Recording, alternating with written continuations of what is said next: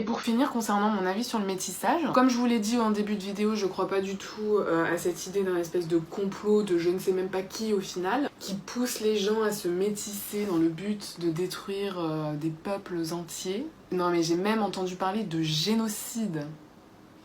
Allô? Ou encore pour créer une population, donc les métis, esclaves de la race blanche. Non mais ça fait peur, hein, ça fait vraiment peur certains délires. Bref, tout ça pour moi c'est des bullshit. Bon, en vrai je parle comme ça, mais je peux comprendre qu'on arrive à ce mode de penser là. Je peux comprendre qu'on pense ça. Parce que quand vous faites partie d'une communauté minoritaire qui passe son temps à se battre dans une société où vous n'êtes ni reconnu, ni accepté, ni respecté, ça a de quoi foutre grave la haine. N'empêche que je ne suis et je ne serai jamais d'accord avec ça. C'est impossible en fait, parce que j'ai été éduquée dans l'idée qu'un noir, un blanc, un jaune, un bleu, un rouge, whatever, avant d'être une couleur, c'est un être humain. Je lis là partout dans les commentaires que un mariage mixte est voué à l'échec parce que deux cultures trop opposées, trop différentes ne peuvent pas s'unir. Ah, parce que tous les couples non mixtes sont 100% heureux. Il n'y a jamais aucun divorce ou séparation chez les couples non mixtes. C'est n'importe quoi et totalement faux. J'ai des milliers de contre-exemples. Le plus important au sein d'un couple, c'est pas comment telle ou telle culture peuvent s'accorder, c'est comment les deux acteurs du couple peuvent faire en sorte que ça marche. Par ouverture, par compréhension, par patience et surtout, par amour. Si un des acteurs du couple n'est pas en mesure, n'est pas capable de laisser son ego de côté pour laisser place à l'autre et du coup tout son bagage culturel, c'est que c'est l'acteur en question qui a un problème. Et je pense pas que ça ait grand chose à voir avec telle culture et telle autre ne peuvent pas se mélanger parce que elles sont trop opposées ou que l'histoire les oppose. Voilà! J'ai l'impression que j'ai pas été très claire en fait sur mon opinion sur le métissage. Certaines personnes ont pensé que je voulais descendre le métissage, d'autres que j'étais victime d'une soi-disant société d'une propagande pro-métissage de la société.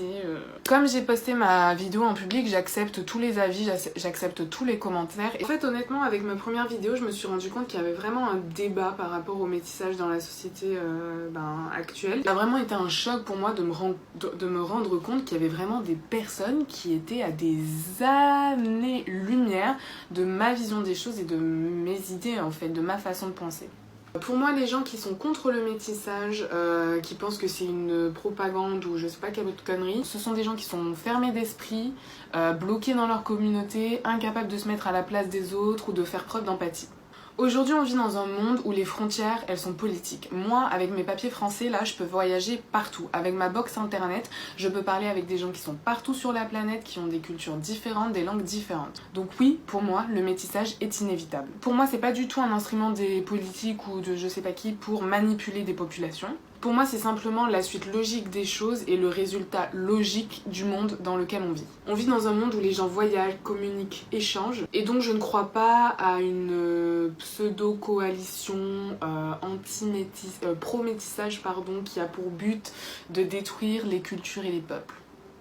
Je pense qu'avant qu'on en soit au point où les cultures et les peuples qu'on connaît actuellement n'existent plus parce qu'il y a eu trop de métissage, je pense qu'on aura fait sauter la planète bien avant. Donc ça, c'était une première chose. Deuxièmement, j'ai vu beaucoup de personnes arriver avec leurs gros sabots en pensant m'apprendre la vie, en se permettant de faire des remarques sur l'éducation que mes parents m'ont donnée, à croire que eux-mêmes sont parfaits dans l'éducation qu'ils donnent à leurs enfants ou en tout cas dans l'éducation qu'ils ont reçue. Dans ma vidéo, je parle pas tellement de mes parents en fait, de l'éducation qu'ils m'ont donnée, des valeurs qu'ils m'ont transmises. Ce qui se passe en fait, c'est que vous faites vos propres conclusions à partir de votre vécu et de vos opinions. C'est normal, c'est humain, ça s'appelle la projection. Pour ceux qui auraient la flemme d'aller regarder sur internet, je vais vous donner la définition que j'ai trouvée sur Wikipédia. La projection correspond à l'opération mentale par laquelle une personne attribue à quelqu'un d'autre ses propres sentiments dans le but de se sortir d'une situation émotionnelle vécue comme intolérable par elle.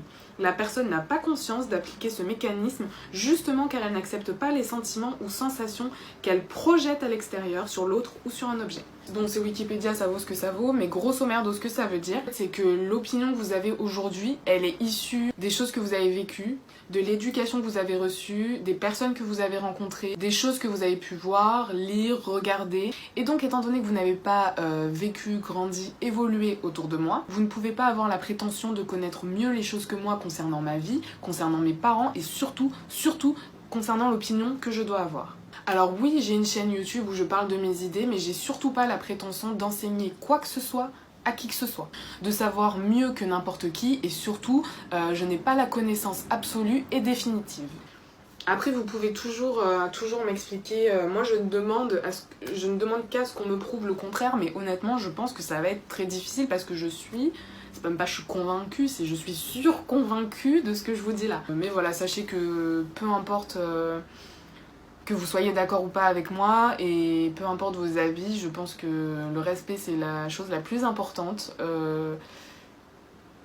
Respectez les gens, putain, quoi, c'est un truc de ouf, quoi. Ça vous fait quoi d'insulter les autres, de les rabaisser, de les faire se sentir comme des merdes, juste parce qu'en plus ça se voit dans les commentaires que c'est juste vous, pour vous faire du bien, pour vous, je sais même pas comment on dit là, pour vous auto-lancer des fleurs là, mais moi je vous les jette moi-même les fleurs si vous voulez, j'en ai rien à foutre. Chambre à coucher, ezali esika esengo tomawa esekreaka.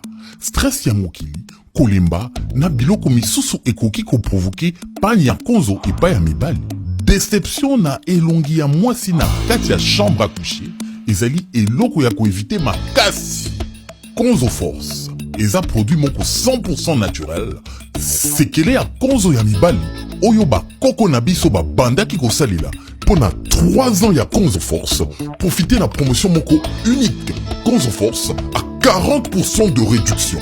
Frais express d'envoi, il y a $10, il y a Pamba, il y a Boulé pour la Europe, USA, na Canada. Kozanga tendeko, somba ya yo lelo na zando.congomikili.com. Konzo Force. Sekele ya Konzo ya mibali, banda ba koko na biso.